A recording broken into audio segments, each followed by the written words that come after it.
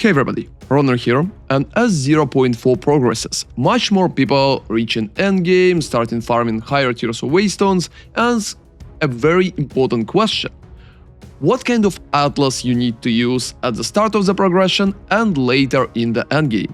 So in this video, I wanted to share my atlas that I'm currently using to progress at the start, and the atlas that I'm going to use probably at the end of today, when I will get even more points and will start farming more mechanics in tier 15s. At the moment I'm farming tier 15s Waystones, so most of that atlas is going to be for a little later part of the endgame, but you can follow it even if you at earlier level of Waystones at the minute. Let's go. So first off, the very important part at the starting atlas is reaching a decent amount of Waystones. So usually first points that I'm taking are coming for quantity of Waystones found in the maps. I'm taking constant crossroads almost immediately together with fortunate path for the first 5 points. After that, it's usually very nice to progress up to spend 2 points for 4% of increased quantity, take treasure coves, and reach precursor influence. Precursor influence is going to give you 30% increased quantity of tablets found in the maps. It's pretty important at the start, because more tablets will give you much more opportunities to farm content. So first points should usually look like that. And at the start, since you don't really care that much about farming, I'm investing 2 more points into Waystone quantity after it and taking Rising Danger. So 15-point atlas should look somehow like that.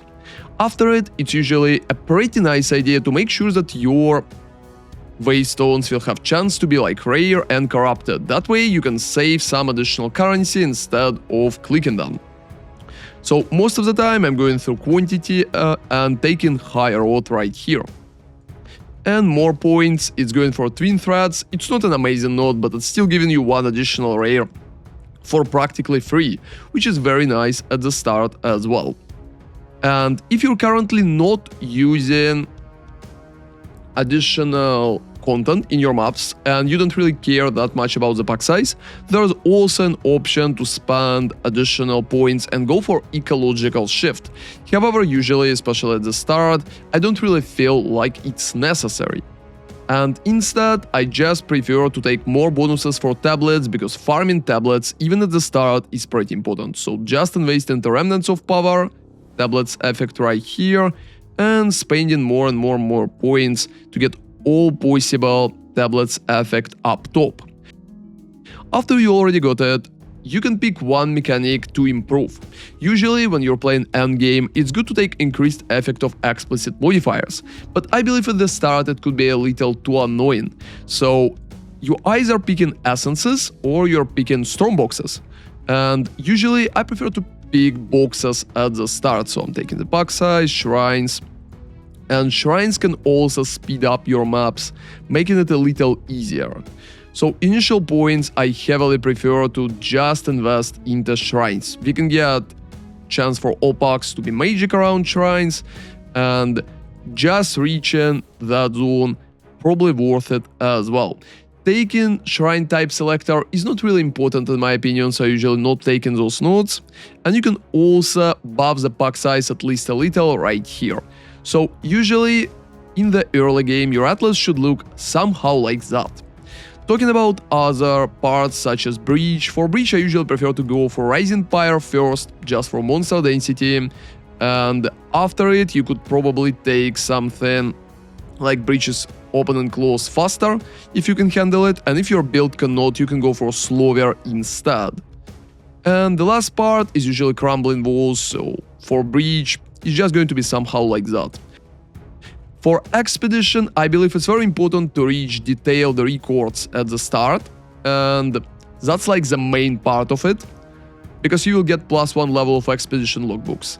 And the rest of the points are usually just going for detonation chain, so you can go for legendary battles, or you can also go for like one big explosive if you feel like your build can handle it. In this case, if you're going for big explosive, it's good to take frail treasures and extreme archaeology. And if you don't, just going for legendary battles is probably the way.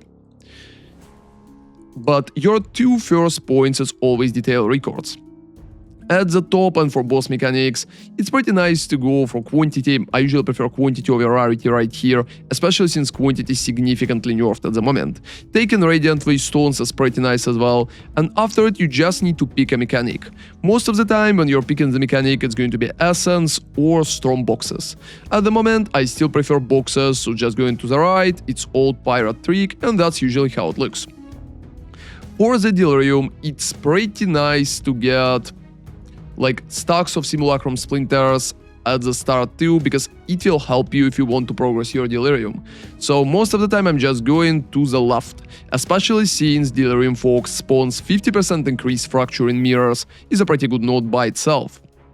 For the ritual, I heavily prefer to take Spreading Darkness first, because that will give you 4 ritual altars. And on top of that, deferring cost less Promise Devotion, in my opinion, is absolutely mandatory, so just taking it will be your first points. After that, going for He Approaches could be a pretty nice option, but that's for later part of it.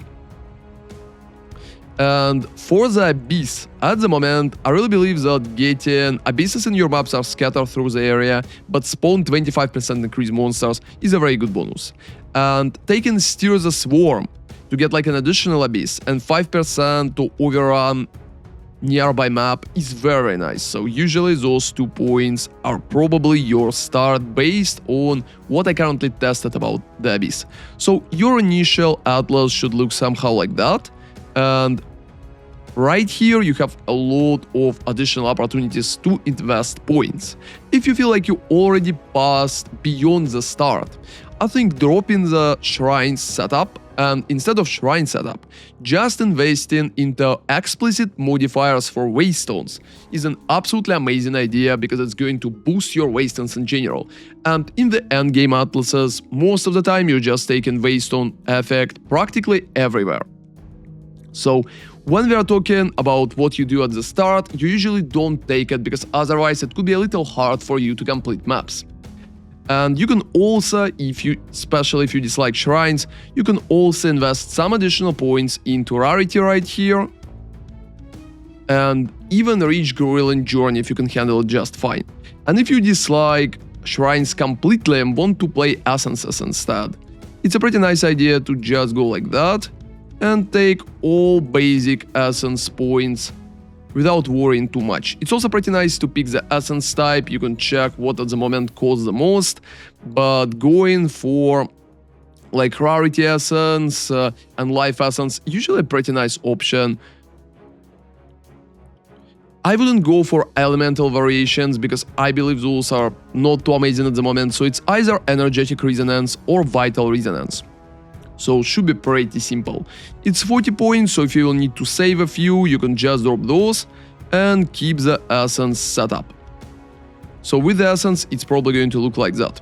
However, most of the time, if I am to choose, I still prefer shrines, just because they're helping with completing maps significantly faster and can help you with effect as well. So I'm ending up with something like that for myself, which is looking pretty comfortable.